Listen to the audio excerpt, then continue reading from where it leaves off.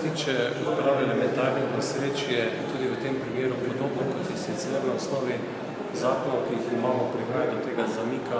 med samim dogodkom in pa sanacijo. Sanacijski program je sedaj sprejet, tudi določeni ukrepi so za letošnje in naslednje leto planirani, tako da ta zadeva je začela s sanacijo. Je pa ključen problem, da je v Sloveniji v zadnjih dveh desetletjih se bistveno premalo vlagalo v sanacijo vodarstva in zato smo tudi na eni izmed zadnjih sej še v prejšnjem sestavi vlade sprejeli tudi določene sklepe, s katerimi smo pripravili program reorganizacije vodarskega sektorja kot celote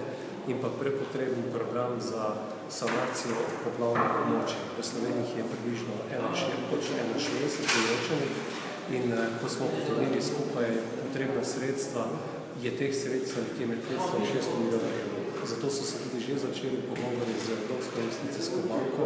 kajti koliko bomo v Sloveniji te probleme reševali z tempom 10-15 milijonov evrov na leto, ne bomo nikoli teh problemov rešili. Tako da samo ocenjujem, da za področje vodarstva in tudi takšni sklepi so še vedno aktualni, ker je nihče preklical, da je potrebno za realno sanacijo tega velikega problema se trenutno lotiti, najprej reorganizirati samo vodarsko stroko in pa urediti urejanje voda in pa tudi dobiti potrebna kreditna sredstva, poleg kohezijskih sredstev in sredstva vodnega sklada za temeljito sanacijo.